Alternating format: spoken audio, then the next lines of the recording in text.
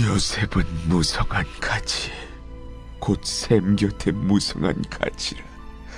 그 가지가 담을 넘어도다.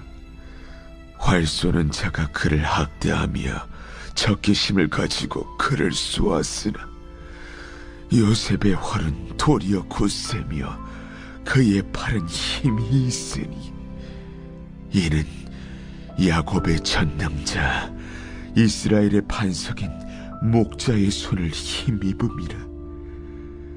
내 아버지의 하나님께로 말미암나니 그가 너를 도우실 것이요 전능자로 말미암나니 그가 내게 복을 주실 것이라. 위로 하늘의 복과 아래로 깊은 샘의 복과 젖먹이는 복과 태의 복이리로다. 내 아버지의 축복이 내 선조의 축복보다 나아서 영원한 산이 한없음같이 이 축복이 요셉의 머리로 돌아오며 그 형제 중 뛰어난 자의 정수리로 돌아오리로다. 할렐루야. 우리 다시 한번 우리 열방 가운데 찬양받게 합당하신 주님 앞에 우리 감사와 영광과 존귀의 큰 박수 올려드리겠습니다. 모든 민족이 주님을 예배하는 그날까지 우리가 주님의 마음으로 나아가기를 원합니다. 오늘 예배를 통해 영광을 받아주십시오, 주님. 할렐루야. 우리 하나님의 놀라운 은혜 가운데 한 몸이를 우리 포드의 성도들 한번 바라보시면서요, 이 시간 영상으로 예배하는 모든 글로벌 포드 식구들을 향해서도 우리 한번 따뜻한 사랑과 격려의 축복의 박수를 서로에게 나누도록 하겠습니다. 주님의 놀라우신 은혜가 우리 모두에게 있게 되기를 주님의 이름으로 축복합니다. 할렐루야. 사랑하는 여러분, 성령 충만하십시오. 말씀 충만하십시오. 오늘 2024년 썸머 마칭을 맞아 이 예배당 안에는요, 이 단으로부터 시작된 이 무성한 나뭇가지와 잎사귀들이 담을 넘어가는 모습을 형상화했습니다. 포드처치의 여름 사역이 바로 이 생명력이 왕성하고 무성한 가지들이 담장을 넘어 뻗어가듯이 흩어진 여러 나라와 지역 곳곳으로 확장되는 은혜의 역사가 있게 되기를 축원합니다. 네, 저희가 이 풀잎 향기를 좀 뿌렸는데요. 여러분 어떠세요? 네, 여러분 가는 곳마다 여러분 인생이 담장을 넘어서는 그 놀라운 은혜의 그리스도의 향기로서 편지로서 여러분의 삶이 읽혀지는 은혜가 있기를 축복합니다.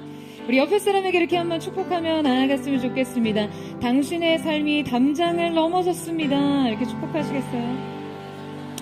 그 은혜가 우리 모두에게 있게 되기를 주님의 이름으로 축복합니다.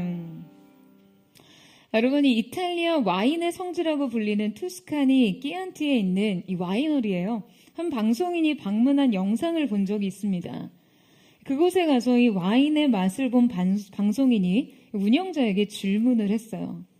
이렇게 세계적으로 당도 높은 포도 생산이 가능한 그 이유가 뭔지, 땅의 비옥함 때문인지 말이죠.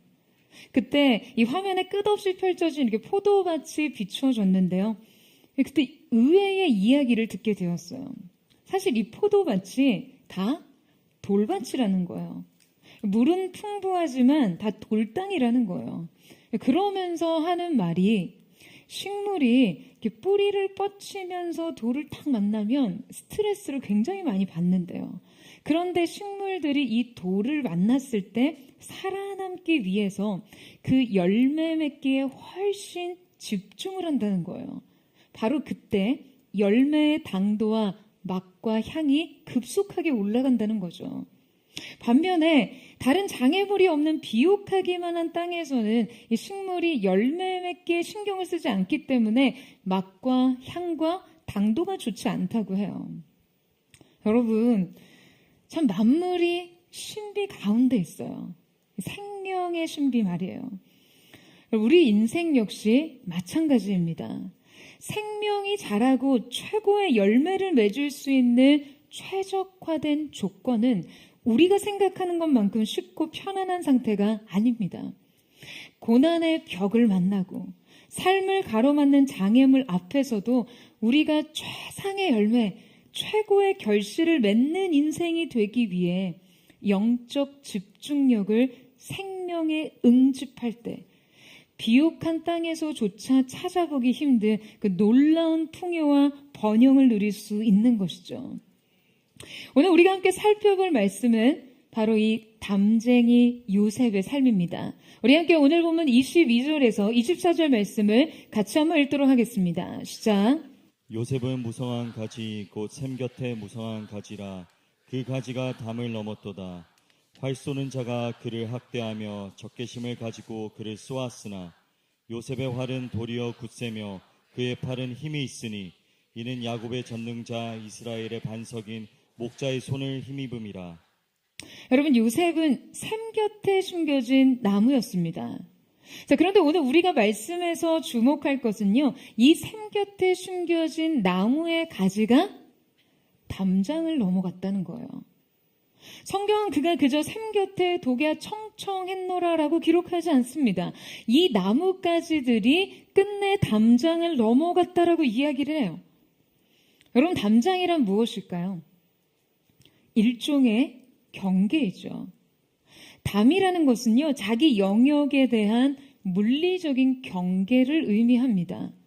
이 경계는 우리에겐 동시에 한계이기도 해요. 뿐만 아니라 이 담장을 요셉의 인생에 찾아온 장애물과 같았던 고난의 벽으로 해석할 수도 있습니다. 그러나 그는 자신의 한계 상황과 그의 인생을 끊임없이 가로막았던 고난의 벽들을 과감하게 타고 올라가 경계 밖으로 뻗어나갑니다. 그의 인생은 어떠한 고난과 한계 상황에서도 불구하고 그 생명의 충만과 번영과 영향력이 경계 밖을 넘어 확장되었던 것이죠.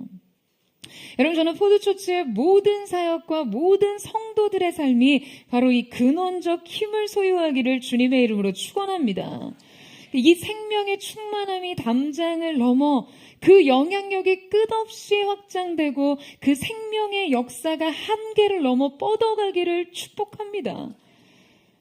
그래서 오늘 우리는 담을 넘는 인생이었던 이 요셉의 인생 전반을 추적하면서 그가 지닌 독특한 이 남다른 자질은 무엇인지 함께 살펴보려고 하는데요. 바로 이 담장을 넘어서는 삶의 특징 말이죠. 성경은 요셉의 파란만장한 삶을 구체적으로 기록하면서 그 요셉의 내면 세계와 삶의 구체적 행위와 발언을 주목하고 있습니다. 여러분, 여러분도 담장을 넘는 삶을 살기 원하시죠? 담쟁이 요셉의 특징과 자질을 배우시기를 원하시죠? 그는 놀랍도록 특별한 은혜의 자질을 가진 사람이었어요. 그렇다면 그가 그토록 이 독특한 그가 가진 자질과 능력이란 과연 무엇일까요? 어린 시절부터 하나님이 주신 꿈과 계시에 사로잡혔던 어떤 영적인 비범함? 하나님의 계획과 비밀을 해석할 수 있던 창조적인 영감과 지혜? 대체 그가 구약의 그리스도로 예표될 만큼 그 믿음의 온전함과 탁월함을 전 생애를 통해 표현할 수 있었던 그 비밀은 무엇일까요? 담쟁이 요셉이 소유한 가장 근본적인 능력과 자질은 다름 아니라 바로 순전한 인격이었습니다. 담을 넘는 인생의 자질 그 첫 번째는 순전한 인격을 소유하라입니다. 여러분, 이 순전함이란 무엇이죠? 여러분, 순전함이란 나뉘지 않는 것을 말합니다. 여러분, 인격의 통합과 신실성은요, 요셉이 가진 최고의 자질이었어요. 그는 고난 속에서도 번영 속에서도 변함없는 중심을 지녔고 감옥에서도 왕궁에서도 한결같은 태도로 임했으며 바로에게도 가족에게도 동일한 인격을 보였습니다. 여러분의 삶이 요셉과 같기를 원한다면 여러분 이것을 사모하셔야 돼요. 여러분의 삶이 담장을 넘어 생명의 확장과 번영을 누리기를 원하신다면 바로 이것을 소유하셔야 합니다. 우리가 지녀야 할 가장 중요한 핵심의 자질은 바로 이 순전한 인격입니다. 여러분, 요셉이 보디발의 집에서 일했던 것과 지하 감옥에서 모범수로 지냈던 일에 대해서 여러분 잘 알고 계실 거예요.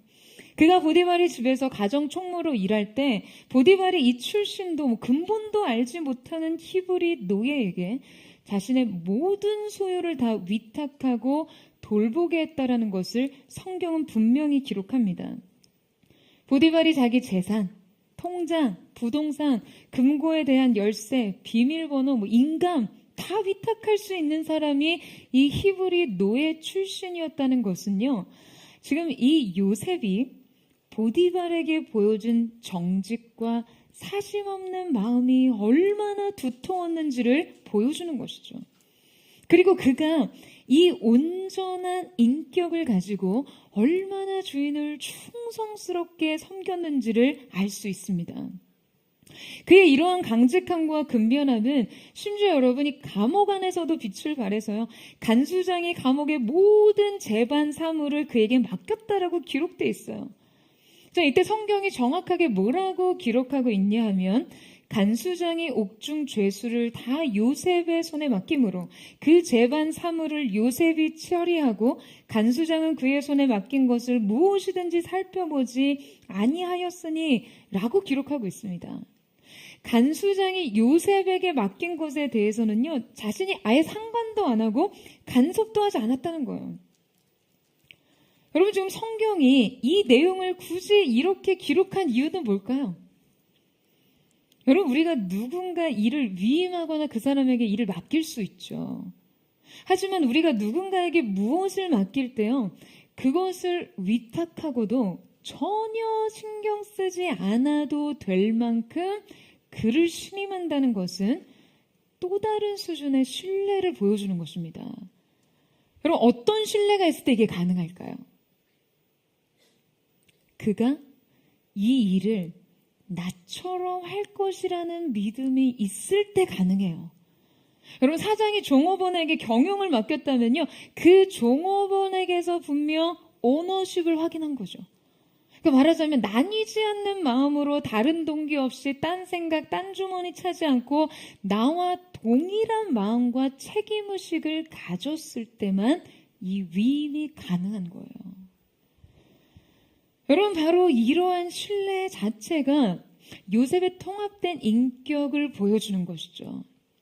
누군가 전적으로 자신의 권한을 위임해서 일을 맡길 수 있는 자질, 그리고 그것을 맡기고도 전혀 불안해하거나 의심하지 않을 수 있는 인격의 온전함. 여러분도 이러한 일꾼이십니까? 왜 이렇게 자신이 없으세요? 아멘이세요? 제가 얼마 전에 각 캠프별로의 셀리더들을 만나는 시간을 가졌는데요. 그 자리에서 제가 그런 질문을 받았어요. 포드처치를 담임하는 목회자로서 큰 교회 조직을 리더로 지휘하고 관리할 때, 그러니까 제가 생각하는 가장 중요한 리더의 자질과 능력이 무엇인가요? 라는 질문이었습니다. 그때 제가 이렇게 답변했어요. 저는 리더에게 있어서 가장 중요한 핵심 자질은 바로 인테그리티, 통전성, 통합된 진실성이라고 생각합니다. 여러분, 이 인테그리티란 한마디로 나뉘지 않는 온전성을 의미합니다. 그러니까 이 온전성은요, 아무도 보는 이 없는 곳에서의 여러분 자신과 대중 앞에선 여러분의 인격이 통합되어 있어야 한다는 거예요. 어디를 보나 동일하게 보여지는 것이요. 말의 일관성, 성품과 태도의 일관성, 신념과 철학의 일관성, 삶과 예배의 일관성. 교회의 일꾼들은요, 교회를 바라보는 기대와 세상을 바라보는 시선이 이중적이어서는 안 됩니다. 나에게 적용하는 원칙과 타인을 판단하는 기준이 이중적이어서는 안 돼요. 자신의 직업 의식과 교회에서의 사역 태도가 이중적이어서는 안 됩니다. 인격의 통합이 필요해요. 태도와 성품의 통합이 필요합니다. 모든 관계에 있어 통전성을 지녀야 한다는 거예요. 동일한 관점, 동일한 기준, 동일한 원칙을 적용해야죠. 그런데 여러분, 성숙하지 않은 신앙인들에게는요, 이 사이에 늘 간극이 존재하고 이중잣대가 있어요. 권력자를 바라보는 시선에 적대감이 있고, 약자에 대해서는 그냥 이유 모를 책임과 연민이 있다면 여러분, 이 둘은 통합되어야 합니다. 반대로 권력자에 대한 선망과 약자에 대한 경멸도 마찬가지로 통합되어야 해요. 타인에 대해서는 한없이 친절하고 관대하면서 가족에 대해서는 감정적이고 엄격하다면 이것도 통합되어야 합니다. 지나친 관용과 지나친 통제 모두 균형에 맞지 않아요. 가장 하기 싫은 일과 가장 원하는 일을 대할 때도 평균적인 태도를 지녀야 하고요. 무엇보다 이 사람한테 한 말과 저 사람한테 한 말이 달라서는 안 됩니다. 정직은 그 어떤 것보다도 인격의 진실함을 표현하거든요. 그 사람이 아무리 탁월한 능력을 지녔고 그 사람의 기능이 도저히 대체 불가능한 역할을 하고 있다 할지라도 여러분, 이 온전함을 보이지 않으면요, 저는 그 사람을 집중 양육은 하지만 사역을 부여하지는 않습니다. 그러니까 제 양으로 보살필 수는 있지만 다른 양떼들을 인도할 지팡이를 맡길 수는 없어요. 이것은 저의 강한 고집이고 신념이에요. 왜냐하면 분명 이때 영적인 호도가 일어나거든요. 일은 잘 될 수 있죠. 머릿수도 좀 채워질 수 있습니다. 하지만 영적인 어긋남은요, 결국에 큰 균열을 일으키게 되어요. 여러분, 하물며 제가 이 교회를 섬기고 운영하는 방식과 원칙이 이러한데 하나님께서 그분의 일을 이 땅 가운데 실현하실 때 인류에 대한 그분의 원대한 구원의 계획과 생명의 역사를 일으키실 때 여러분, 과연 누구에게 그분의 일을 맡기실까요? 어떠한 사람에게 그분의 권위와 능력을 부여하시겠습니까? 바로 이 인테그리티, 순전한 인격과 태도와 성품의 통전성을 요구하시는 것이죠. 여러분, 요셉이 고대 사회의 절대 왕권인 애굽의 왕궁에 등장해서 고작 30세의 왕 다음 최고 권력자의 자리에서 그 권력을 유지할 수 있었던 능력은 여러분 어디에서 검증됐습니까? 여러분, 그는 이미 지하 감옥에서 그 검증을 끝냈어요. 17세의 나이로 노예에 팔려온 이후 요셉의 13년의 세월은 하나님의 검증의 시간이었습니다. 창대한 번영과 찬란한 성공을 위해 필요했던 그에 대한 검증은요, 13년의 깜깜한 어둠 속에서 끝난 거예요. 모진 고난과 시련 앞에서도 그가 결코 하나님 앞에 중심을 잃지 않았고 삶에 대하는 태도의 신실함을 잃지 않았던 이 한 사람을 통해 하나님께서는 전례 없는 역사를 일으키시는 것이죠. 여러분, 담장을 넘는 삶의 비밀이란 바로 이런 것들이에요. 모두 담장을 넘는 삶에 대해 잘못된 기대를 갖고 있습니다. 그냥 누군가의 성공 신화에 대해서 어떤 획기적인 성공 매뉴얼을 기대하는 것처럼 그에게 대단한 신적인 권위나 혁신적인 능력, 어떤 신령한 신비로운 비밀이 있을 것이라고 생각해요. 아닙니다, 여러분. 이 순전한 인격이 결국 그 어떤 마술적인 힘보다도 더 강력한 힘입니다. 여러분, 아멘이세요? 왜냐하면 하나님께서는 바로 이 인격을 소유한 자에게 그분의 놀라운 일을 위임하시기 때문이에요. 바로가 요셉에게 자신의 인장반지를 내어주고 세마포 옷을 입히며 금사슬을 목에 걸어주듯이 주님께서도 이 인격과 성품과 태도를 검증하신 후 놀라운 권위와 자격을 부여하시는 거예요. 저는 사랑하는 포드의 성도들에게 여러분이 인격과 성품과 태도의 능력이 준비되기를 주님의 이름으로 축원합니다. 그 인격과 성품 위에 주님의 기름 부으심과 주님의 권능의 능력이 부어지는 놀라운 은혜의 역사가 있게 되기를 축복합니다. 담을 넘는 인생의 특징 두 번째는 최선을 선택하라입니다. 여러분, 지하 감옥에 갇혀 억울한 투옥 생활을 하던 요셉에게요, 오늘 매우 획기적인 사건이 찾아와요. 자, 우리 함께 41장 14절에서 16절 말씀을 같이 읽겠습니다. 시작. 이에 바로가 사람을 보내어 요셉을 부르매 그들이 급히 그를 옥에서 내놓은지라. 요셉이 곧 수염을 깎고 그의 옷을 갈아입고 바로에게 들어가니 바로가 요셉에게 이르되 내가 한 꿈을 꾸었으나 그것을 해석하는 자가 없더니 들은즉 너는 꿈을 들으면 능히 푼다 하더라. 요셉이 바로에게 대답하여 이르되 내가 아니라 하나님께서 바로에게 편안한 대답을 하시리이다.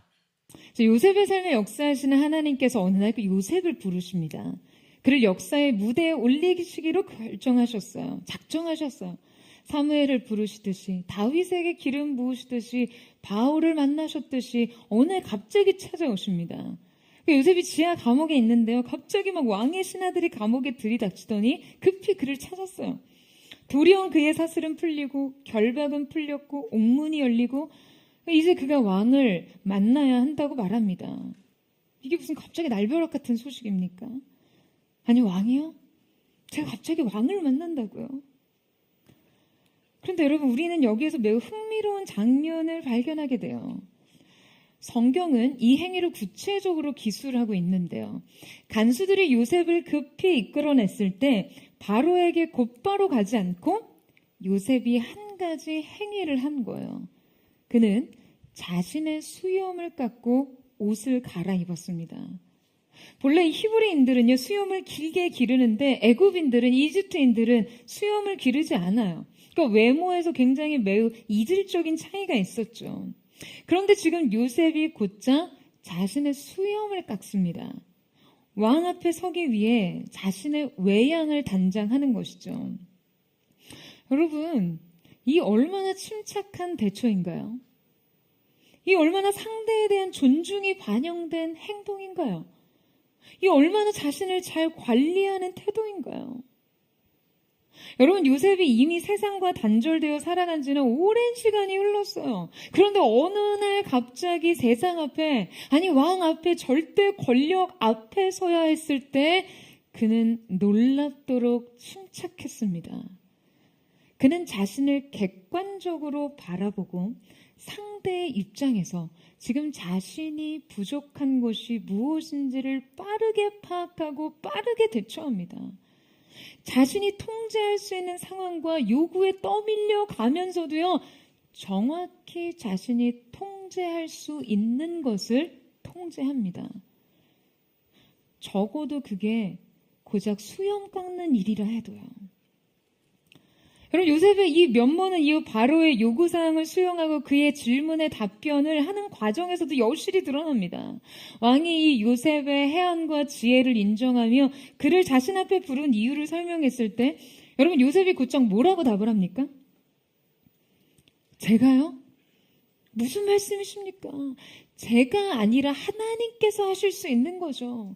하나님께서는 분명 왕에게 그 일을 하실 것입니다.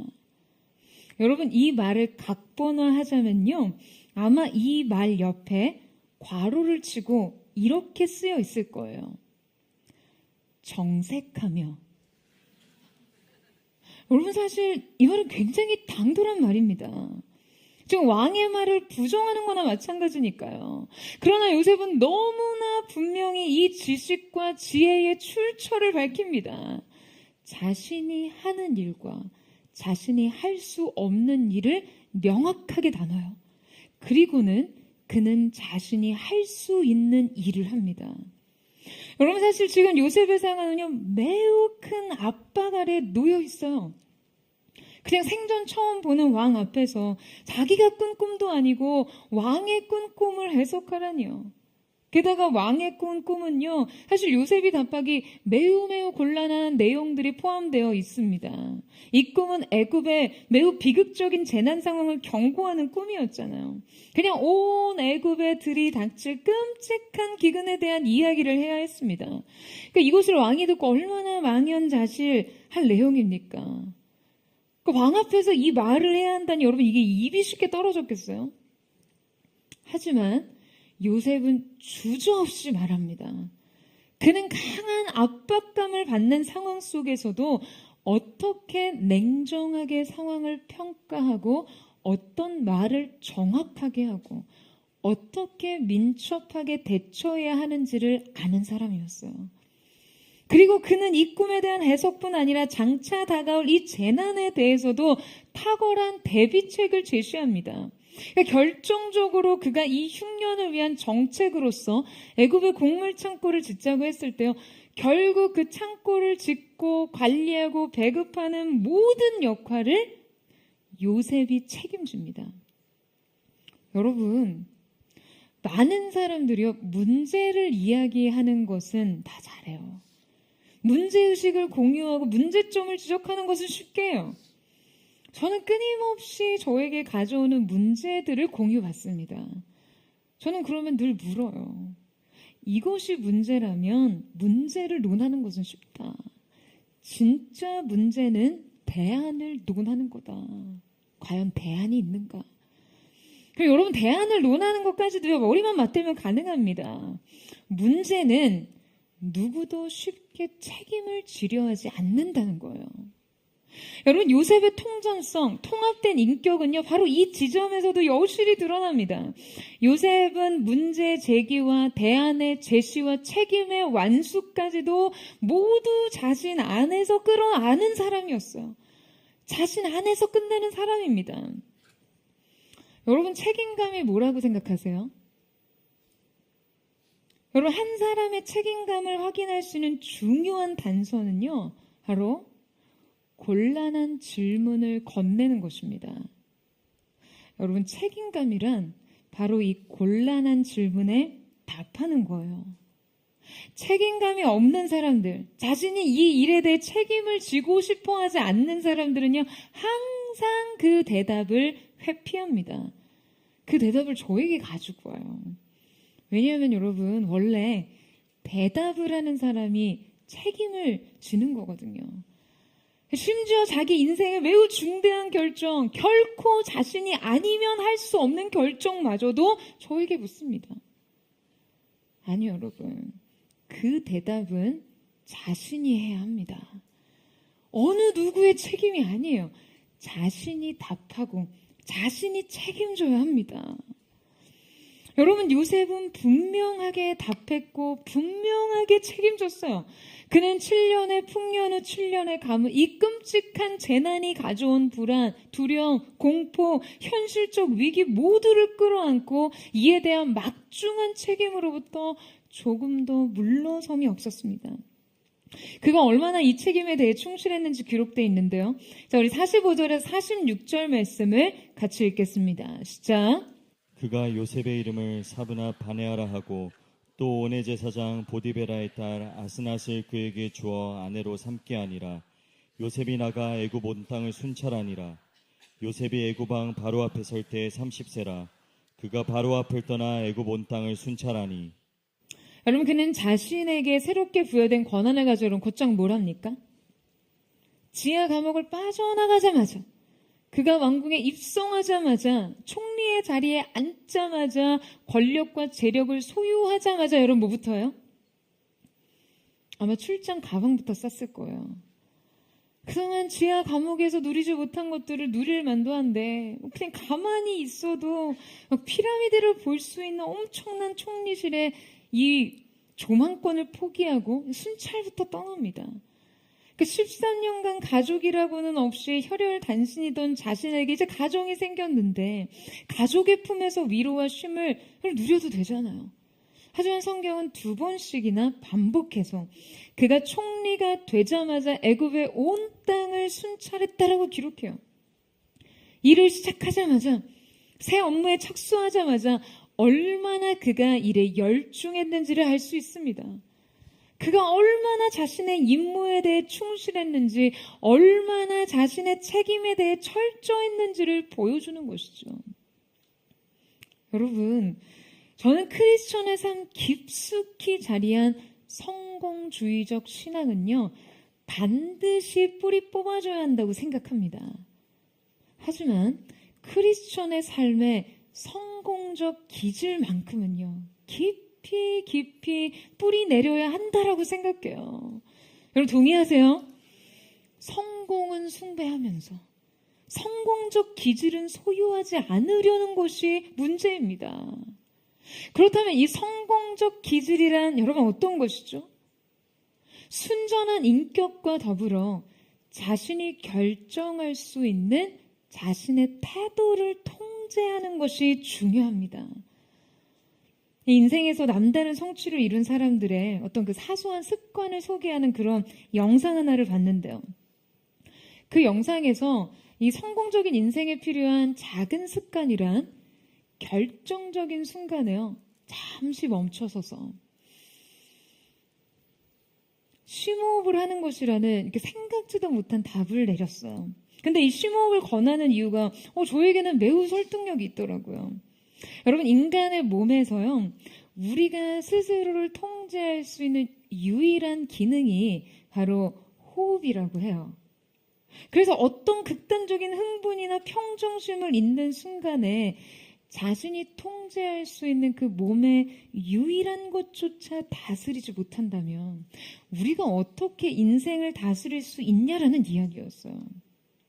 저는 이 말에 굉장히 동의가 되더라고요.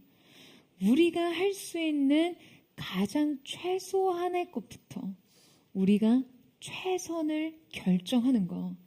여러분, 그것이 바로 우리에게 꼭 필요한 자질입니다. 여러분, 우리가 어떠한 순간에건 우리 자신에게 들이닥치는 인생의 수많은 사건과 상황들을 모두 통제할 수는 없지만 적어도 우리 자신의 태도는 선택할 수 있습니다. 불평 대신 침묵, 짜증 대신 친절, 낙심 대신 소망을 선택할 수 있어요.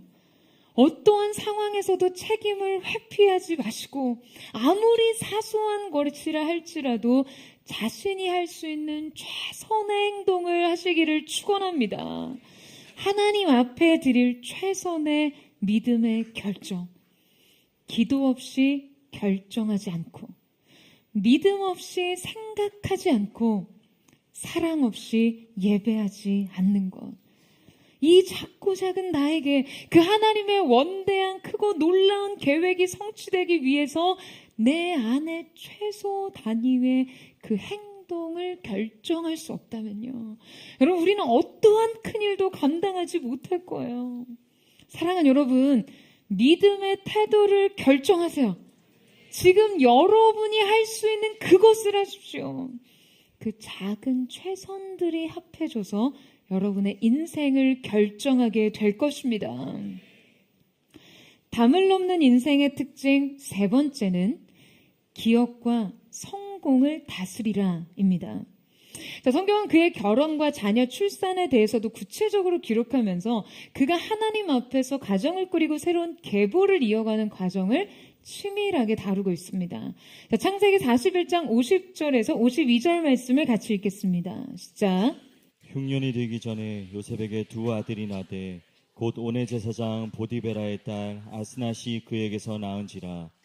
요셉이 그의 장남의 이름을 므낫세라 하였으니 하나님이 내게 내 모든 고난과 내 아버지의 온 지비를 잊어버리게 하셨다 하며, 차남의 이름을 에브라임이라 하였으니 하나님이 나를 내가 수고한 땅에서 번성하게 하셨다 함이었더라. 자, 여러분도 아시다시피 성경 속에서 이름의 의미는 매우 중요한 영적인 단서가 되죠. 지금 그는 두 아들의 이름을 지으면서 그가 살아온 지난 삶에 대해서 정리하고 의미를 발견하는 계기가 되었을 거예요. 그런데 요셉이 지금 자신의 삶을 영적으로 정리하고 매듭 지으면서 자기 큰아들의 이름을 여러분 어떻게 지었죠? 므낫세. 하나님이 내게 모든 내 고난과 내 아버지의 온 집리를 잊어버리게 하셨다라고 고백합니다. 여러분, 저는 요셉의 이 고백이 너무나 의미심장하게 느껴졌어요. 바로 무언가를 잊어버리는 일 말이에요. 여러분, 지금 요셉은 우리에게 어떤 기억을 잊는 것조차 은혜로 가능한 일임과 동시에 이것이 믿음의 반응임을 말하고 있습니다. 여러분, 요셉의 생애가 어떠했습니까? 사랑하는 어머니가 없던 어린 시절, 자신을 살해하고자 했던 형제들 사이에서 보낸 유년 시절, 그리고 끝내 미수로 끝낸 형제 살해극. 하지만 그에게 있어서의 가정에서의 상처와 핍박이 결코 고난과 시련의 전부가 아니었어요. 그의 인생에 2번이나 심각한 구덩이에 내던져지는 사건을 직면합니다. 형제들로부터 던져진 첫 번째 구덩이, 그리고 애굽의 노예 생활에서 그 억울한 누명을 쓰고 던져진 제아 감옥의 구덩이 말이에요. 그가 17세 나이로 이 첫 번째 구덩이에서 그냥 겨우겨우 기어 나온 이후에 다시 이 구덩이에 이어 2번째 내던져졌을 때 여러분, 요셉은 어땠을까요? 그가 과연 무엇을 희망하고 무엇을 기대하면서 살 수 있었을까요? 자신을 죽이려고 모의했고 끝내 자신을 구덩이에 쳐넣어 이방 민족의 노예로 팔아넘긴 형제들과 아무 흠없는 자신을 강간 미수범으로 만든 보디발의 그 아내를 생각할 때마다 여러분, 그에게 있었을 참을 수 없는 원통함과 억울함에 얼마나 그의 내면이 무너져 내렸을까요? 이 기억이 떠오를 때마다 그는 얼마나 몸서리치게 괴로웠을까요? 그냥 매일 틈만 나며 그들에게 복수하는 상상을 한다거나 자신의 결백을 주장하고 변론하는 말들로 여러분, 그의 내면이 꽉 차 있지 않았겠습니까? 하지만 여러분, 그는 고백합니다. 하나님이 내게 내 모든 고난과 내 아버지의 온 집을 잊어버리게 하셨다. 여러분, 그는 모든 일을 잊었다라고 합니다. 분명히 그는 고백해요. 하나님께서 잊게 하셨다고요. 은혜로 잊었다고 말이에요. 여러분, 이것이 요셉의 삶의 요점입니다. 그는 저장된 기억의 파일을 모두 비우듯 자신의 영혼에서 아픔을 지우기로 결단합니다. 여러분, 저는 이 말씀을 묵상하면서 어쩌면 앞서 언급된 활 쏘는 자라는 것이 바로 이 기억의 존재를 의미하는 것이 아닐까라는 생각을 했어요. 저는 그를 끊임없이 공격하며 추격하던 활 쏘는 자의 학대와 적개심이란 바로 이 기억의 능력이 아니었을까 하는 생각을 하게 됩니다. 그의 고통스러운 아픈 기억들은 계속해서 요셉을 향해 쏘는 것을 멈추지 않았을 거예요. 하지만 그는 이 기억을 초월합니다. 더 이상 이 기억이 그에게 어떠한 영향력을 갖지 않도록 모두 있습니다. 여러분, 어떻게 해요? 이것이 바로 은혜의 능력이에요. 여러분, 아멘이세요? 그냥 하나님께서 자신에게 주신 은혜를 누리면서 이 기억을 동시에 소유할 수 없다라고 생각했어요. 은혜와 적대감이, 은혜와 미움이, 은혜와 분노가, 은혜와 자기 연민이 함께 할 수 없던 것이죠. 그는 은혜로 이 모든 것을 통합합니다. 은혜로 기억을 지배했던 것이에요. 여러분, 로마서 5장 20절을 유진 피터슨의 번역본 메시지 성경은 이렇게 기록하고 있는데요. 그러나 죄는 우리가 은혜라고 부르는 적극적인 용서함과 경쟁할 기회조차 없다. 죄와 은혜가 대결을 한다면 은혜는 쉽게 이기고 만다. 여러분, 우리가 하나님의 은혜 아래 강한 지배를 받게 될 때 결코 이 기억의 지배와 은혜의 지배를 동시에 받을 수 없습니다. 우리가 은혜를 진정 누릴 때 우리는 결코 저기를 품을 수 없다는 거예요. 은혜에 사로잡히면 기억의 영향력은 힘을 잃게 되는 것이죠. 근데 여러분, 사람들은요, 생각보다 이 기억에 집착하고 삽니다.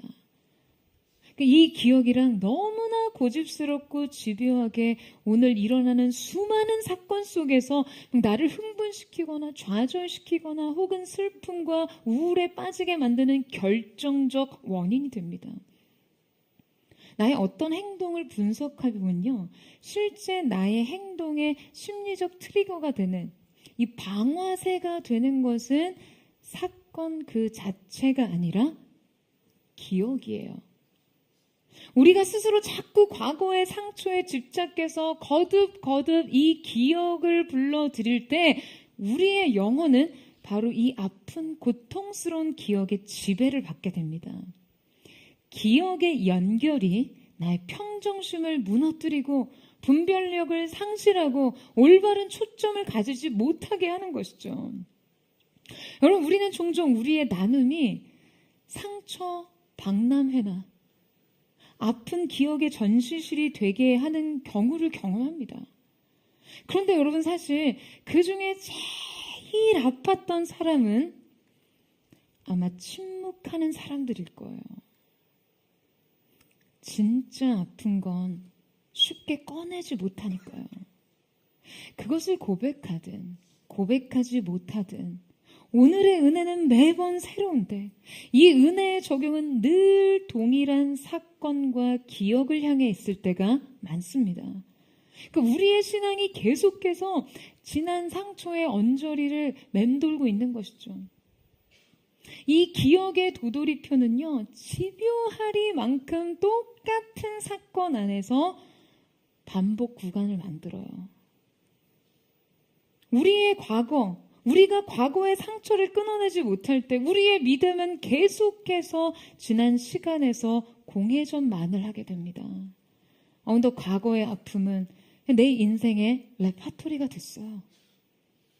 여러분, 이 영혼의 공회전을 끊어내셔야 합니다. 여러분, 오늘 우리가 누리는 은혜 안에서 하나님께서 우리의 기억을 다루실 때는요, 우리의 은혜가 그 기억에 종속되지 않도록 해야 돼요. 은혜가 오히려 그 기억을 지배할 수 있도록 말이죠. 내가 은혜 아래 있으면서도 이 기억의 지배력이 내게 절대적이고 이 사건의 영향력에 너무나 지속적으로 내 삶에 영향을 미치고자 한다면 여러분, 우리는 이 부분을 점검해 봐야 합니다. 그 어떤 아픔과 상처일지라도 하나님께서 이 문제를 건강하게 다루실 때 이 문제는 과거 어느 시점에 그에게 지대한 영향력을 행사하고 그를 매우 아프게 했을지는 몰라도요, 지금 그 영향력이 오늘 바로 이 시점까지 이어질 수는 없다는 거예요. 이때 남겨지는 기억의 잔재들은 이 아픔을 다루신 은혜의 손길이 되어야 합니다. 여러분, 훗날 요셉이 자신을 죽이고자 했던 형들을 만났을 때 그거 형들 앞에서 자신의 과거를 어떻게 회상합니까? 당신들이 나를 이곳에 팔았다고 해서 근심하지 마소서, 한탄하지 마소서, 하나님이 생명을 구원하시려고 나를 당신들보다 먼저 보내셨나이다. 여러분, 요셉이 형들의 지독한 미움과 살해 의지로 인해 자신이 애굽으로 팔려온 것에 대해 여러분 어떻게 평가한다고요? 하나님께서 생명을 구원하시려고 나를 먼저 보내셨나이다. 여러분, 요셉은요, 가장 사악한 기억 속에서도 하나님의 완전한 계획을 발견했습니다. 고통과 아픔의 기억 속에서조차 선명한 은혜와 섭리를 발견한 것이죠. 자신의 기억을 은혜로 지배한 것이에요. 여러분, 우리의 고통스러운 이 아픈 기억을 이제 어떻게 해야 할까요? 도무지 지울 수 없는 이 기억과 쓰라린 상처를 여러분 어떻게 해야 할까요? 사랑하는 여러분, 이제 여러분 인생에 영적인 자녀를 출산하세요. 여러분, 우리도 므낫세를 낳아야 합니다. 하나님께서 이제 이 기억에서 나를 놓아주셨다. 하나님께서 모든 아픔을 잊게 하셨다라는 고백을 드릴 수 있어야 합니다. 뿐만 아니라 그는 하나님이 나를 내가 수고한 땅에서 번성하게 하셨다라는 둘째 아들 에브라임의 이름을 통해 자신의 모든 성공과 번영이 하나님으로부터 온 것임을 고백하고 있어요. 여러분, 때로 여러분이 그토록 맹목적으로 추구하고 갈망하는 성공적 삶은요, 실상 굉장히 위험한 삶입니다. 여러분, 늘 기억하세요. 성공의 정점은 매우 미끄러워요. 그리고 그곳에 오르기까지의 경사면은 너무나 가파르죠.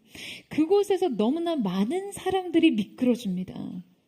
그래서 인생의 계속된 생명의 역사로 보존되기 위해서는 반드시 이 성공감의 지배를 받지 않으셔야 돼요.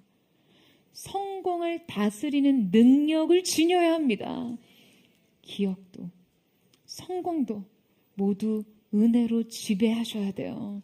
저는 여러분이 형통의 날에 하나님을 기억하는 은혜, 이 모든 은혜의 출처가 하나님이심을 고백하는 사람들 되시기를 축원합니다. 아픔 속에서도 그분의 선하신 뜻을 이루시고 여기까지 여러분을 인도하신 그 은혜를 찬양하세요. 그 은혜가 저와 여러분 가운데 있게 되기를 주님의 이름으로 축원합니다. 이제 마지막으로 함께 담을 넘는 인생의 네 번째 자질은 창조적 자원을 소유하라입니다. 하나님께서 그분의 역사의 생명의 역사를 우리의 삶 가운데 일으키실 때 그분은 매우 창조적이고 아주 독특한 자원을 우리 인생에 허락하십니다. 그것은 바로 요셉의 창고와 수레입니다. 우리 함께 41장 34절에서 36절 말씀을 함께 읽겠습니다. 시작. 바로께서는 또 이같이 행하사 나라 안에 감독관들을 두어 그 7해 풍년에 애굽 땅의 5분의 1을 거두되 그들로 장차올 풍년의 모든 곡물을 거두고 그 곡물을 바로의 손에 돌려 양식을 위하여 각 사업을 쌓아두게 하소서. 이와 같이 그 곡물을 이 땅에 저장하여 애굽 땅에 임할 7해 흉년에 대비하시면 땅이 이 흉년으로 말미암아 망하지 아니하리이다. 자, 여러분, 하나님께서는 요셉에게 바로의 꿈을 해몽하게 하실 때 장차 그들에게 다가올 7년의 끔찍한 재난, 모든 지면을 마르게 할 기근을 대비하기 위해 창조적 정책을 제안하게 하십니다. 그러니까 풍년이 7년간 지속될 때 모든 지역에서 나는 잉여 생산물을 거대한 창고에 비축하게 한 것이죠. 풍년 동안에 5분의 1의 수확을 이 창고에서 7년간 비축했어요. 그리고 기근이 시작되자 요셉은 곡물을 분배하는 일을 주관합니다.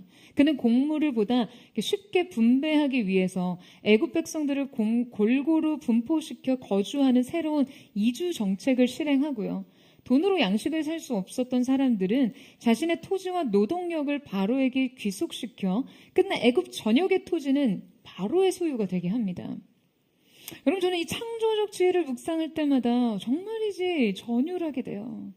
7년 동안의 끔찍한 기근 가운데서도 요셉의 창고에만 풍요가 넘쳤습니다. 창세기 41장 49절 말씀에 보면 쌓아둔 곡식이 바다 모래같이 쉼이 많아 세기를 그쳤으니 그 수가 한이 없었음이더라 라고 기록돼 있어요. 7년의 풍년으로 인해 애굽 온 지역에 넘쳐났던 잉여 자원을요 적절하게 절제하게 한 것은 매우 지혜로운 처사였어요. 이 7년의 풍년 동안 애굽은 방만해지지 않고 다가올 미래를 매우 구체적으로 대비하게 된 것이죠. 그리고 이 창고의 곡식들은 결정적으로 7년 동안 계속된 끔찍한 재난 상황에서 그냥 애굽의 온 나라를 먹여 살렸을 뿐만 아니라 주변의 이방 민족까지 이 생명의 공급은 확장됐습니다. 게다가 이 창고는 끝내 애굽 전 지역의 토지 소유권을 바로에게 가져다 주는 재산 증식의 중요한 근거가 되었어요. 가장 어두운 시기, 그의 창고에서 생명의 소식이 전해집니다. 가장 궁핍한 시기, 그의 창고에는 부요가 넘쳤어요. 사랑하는 여러분, 바로 이것이 이 시대 성도들의 삶이 되어야 합니다. 바로 이것이 이 시대 교회가 되어야 해요. 여러분, 아멘이세요? 그렇다면 어떻게 요셉은 이 혁신적 정책을 실행할 수 있었던 것일까요? 요셉에게는요, 어느 누구도 분별할 수 있는 그 하나님의 계획을 꿰뚫어 볼 수 있는 통찰력이 있기 때문입니다. 그는 단순히 순진한 낙관주의자가 아니었어요. 하나님께서 그에게 시간을 앞질러 미래를 준비할 수 있는 놀라운 해안을 주셨어요. 오직 하나님만이 영원의 관점에서 그 요셉의 발걸음을 가장 정확한 시간에 정확한 장소로 이끌어 가신 것이죠. 여러분, 우리는 시간의 창조자 되시며 인생의 주관자 되신 하나님 앞에 우리가 어떻게 살아야 할지를 물을 수 있다는 것이, 여러분, 이것이 얼마나 경이로운 축복인가요? 여러분, 놀랍지 않으세요? 우리가 그분의 신적인 능력 아래에 있을 때 결코 어느 누구도 생각조차 할 수 없는 창조적인 지혜가 여러분 우리의 삶 속에 열린다는 것을 기억하세요. 이 지혜를 통해 우리는요, 가장 어두운 시기도, 가장 궁핍한 시기도, 재난의 한복판에서도 최고의 번영과 차고 넘치는 생명을 누릴 수 있는 것입니다. 여러분뿐만 아니라 훗날 창세기 45장에 보면요, 요셉이 소유한 또 하나의 놀라운 자원이 등장합니다. 그것은 바로 요셉의 수레예요. 요셉이 가나안 땅에서 굶주리고 있는 아버지 야곱과 그의 온 가족들을 애굽으로 초청하기 위해 자신의 수레를 이 땅으로 보내는 장면이 나옵니다. 여러분, 수레가 뭐죠? 수레는 당시 고대 사회의 놀라운 운송 수단이죠. 요셉은 그의 수레에 애굽의 아름다운 물품과 풍부한 양식을 가득 실어서 자신의 민족의 땅으로 보냅니다. 그리고 다시 야곱과 그의 가족은 이 수레에 몸을 싣고 애굽으로 옵니다.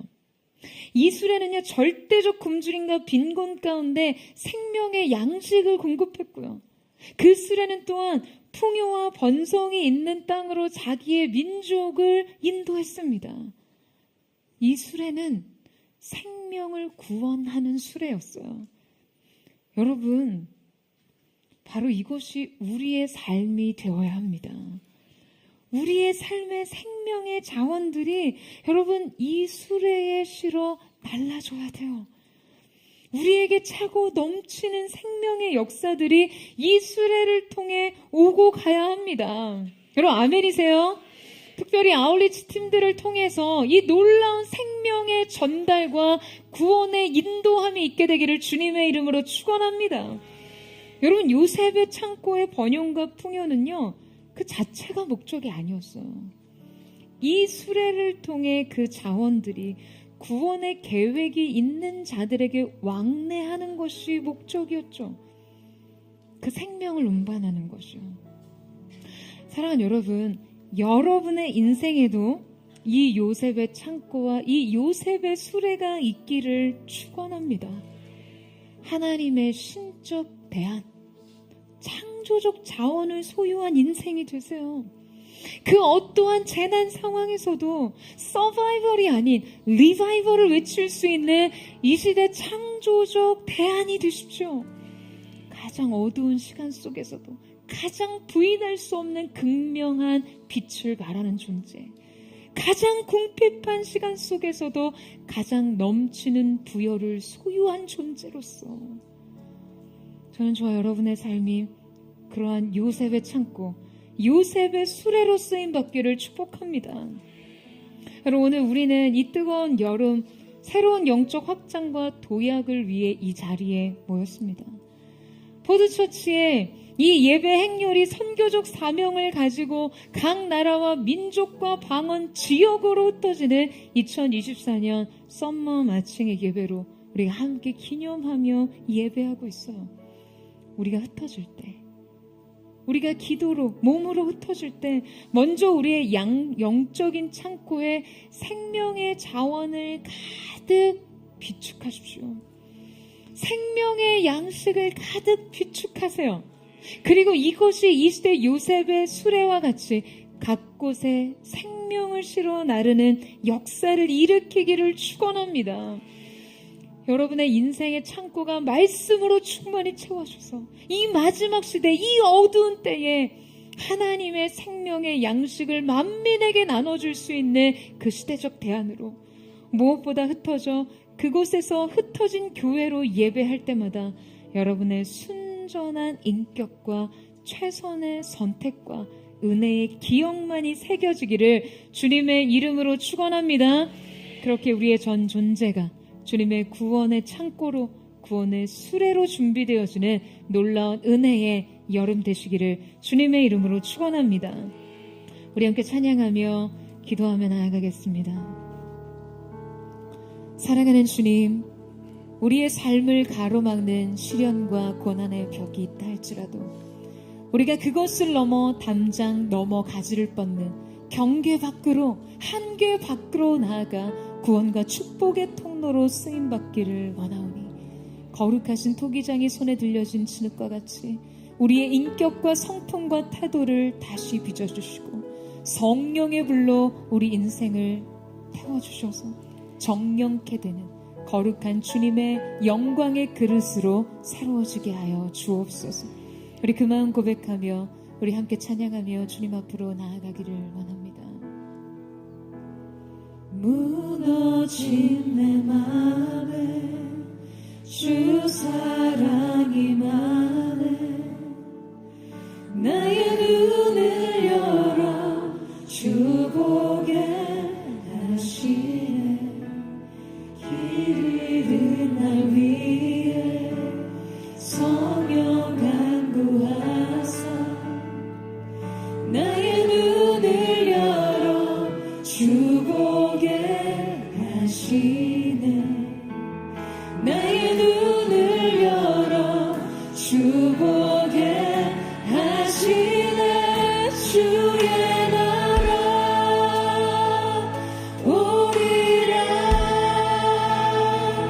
주의 주께서 부르실 때 소망과 영광에 주의 뜻 이루소서.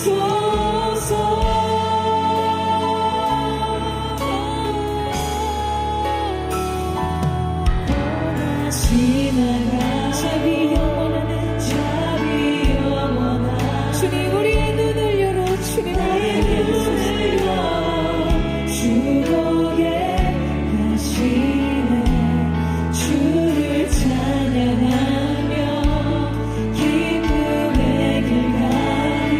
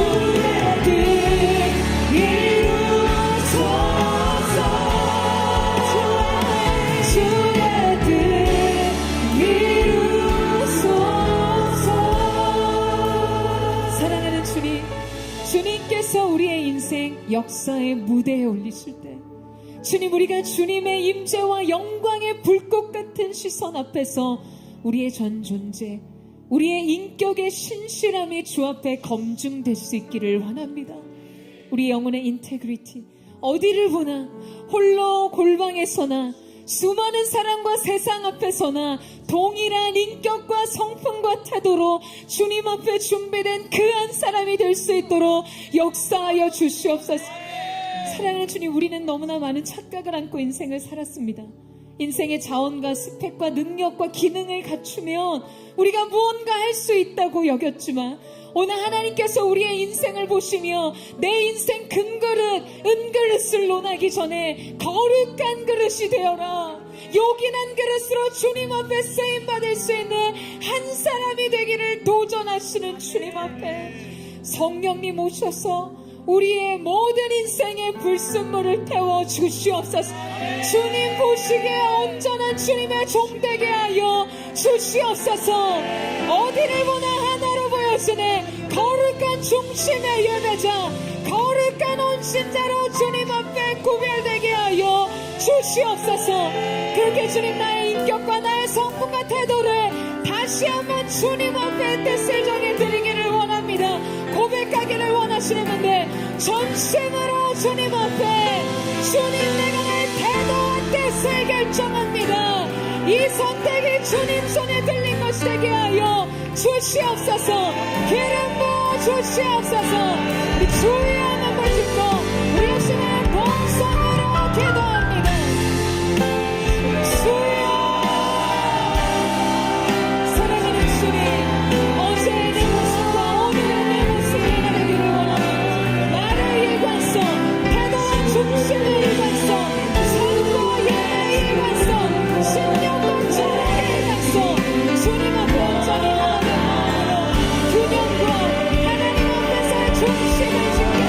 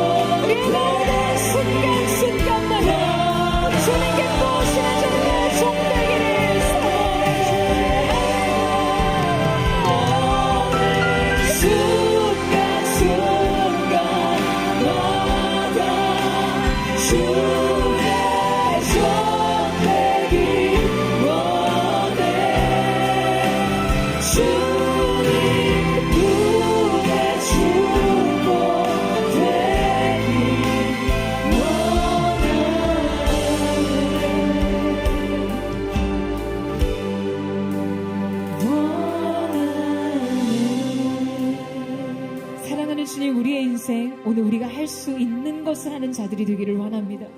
주님 앞에, 세상 앞에 우리의 중심의 태도를 결정하는 하나님의 사람들 되게 하여 주옵소서.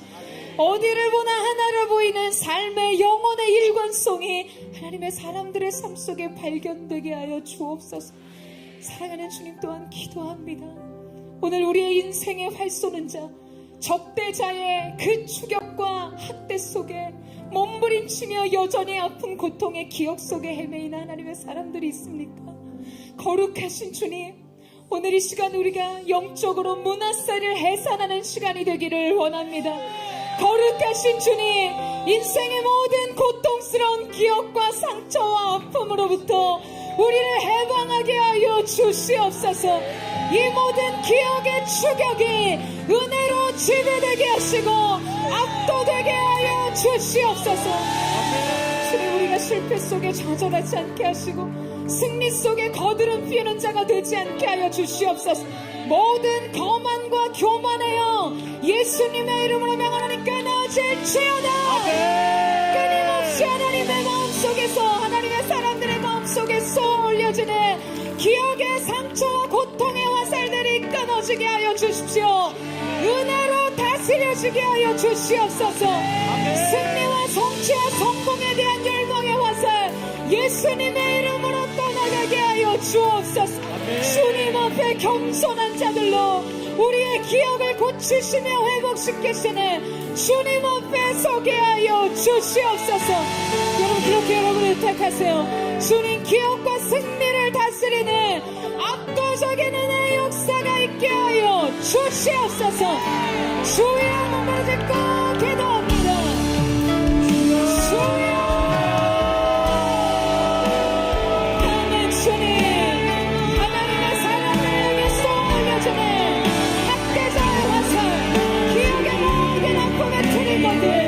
주님의 모든 상처의 쓰라리 경험들이죠. 예수의 이름으로 주님의 은혜의 진리로 들어가게 하여 주옵소서. 더 이상 상처의 전신 속에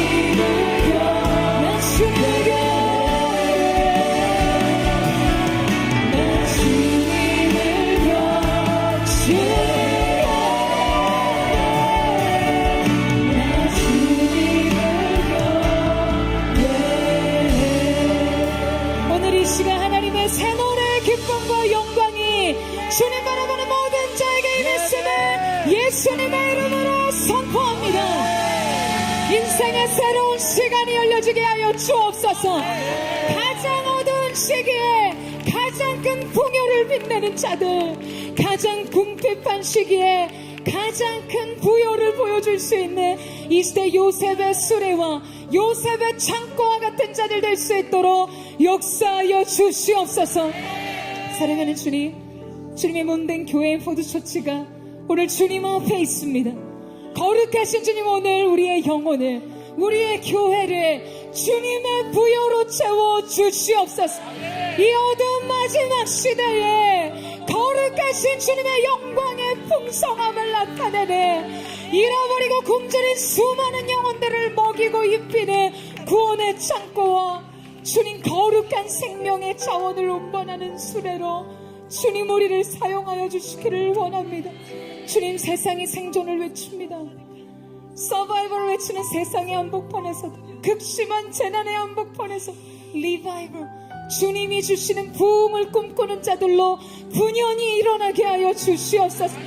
거룩한 썸머마치 이 거룩한 군대 행군 속에 성령님 기름 부으셔서 주님의 임재 안에 담겨진 기적을 보게 하여 주시옵소서.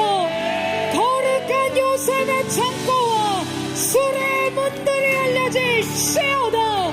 부으소서, 세우소서. 주님의 부여와 풍요가 오늘 이루어지는 몸된 교회 가운데 부어지게 하여 주시옵소서. 우리 주여 세 번 외치고 우리 하시는 동성으로 기도합니다.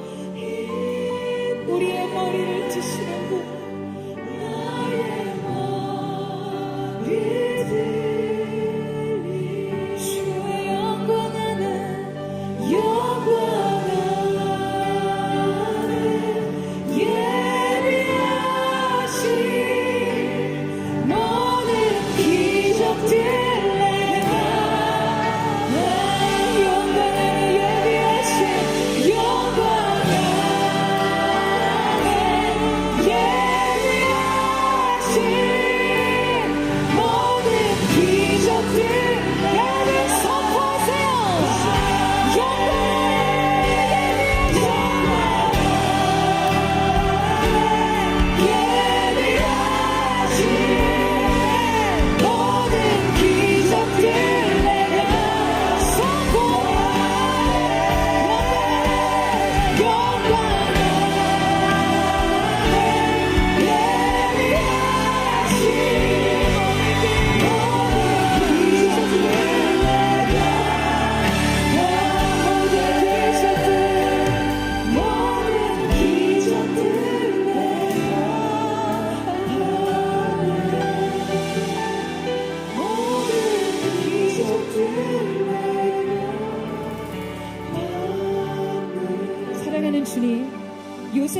사람을 통해 하나님께서 시대를 견인하셨습니다.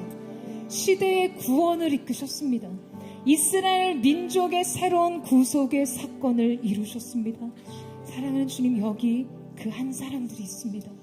주님 앞에 고개 숙인 이 한 사람, 주님 앞에 신실하고자 자신을 내려놓은 이 한 사람 한 사람, 주님의 몸된 교회인 성도들을 통해 이 시대 포도처치 가운데 주님 이 시간 하늘의 문을 여셔서 하늘의 지혜와 하늘의 계시를 부어주셔서 이 시대의 어둠을 분별하게 하시고 이 재난과 같은 시대의 마지막 때에 우리가 우리의 인생 창고에 무엇을 드리며 우리 인생 수레에 무엇을 실어야 하는지를 분별하게 하여 주옵소서. 거룩한 주님, 대안을 주십시오. 우리가 주님의 대안이 되게 하여 주옵소서. 이 시대 포도처치가 열방을 향해 준비된 요셉의 창고가 되게 하여 주옵소서. 요셉의 수레가 되게 하여 주옵소서. 주님이 끼워주시는 인장의 반지와 금목걸이와 세마포 세 가지 권위의 기름 부으심을 덧입고 요셉의 권위, 요셉의 기름 부음으로 열방을 구원하는 자들이 되게 하여 주시옵소서. 모든 아울리치 팀들에게 큰 승리가 있으시오다. 그렇게 우리를 통해 큰 일을 행하신 주님을 찬양하며 감사드리며 살아계신 예수님의 이름으로 기도드립니다. 아멘. 우리의 영광, 우리의 머리를 되시는 분, 존귀하신 주님의 이름을 찬양합니다. 영광과 찬양을 받아 주시옵소서.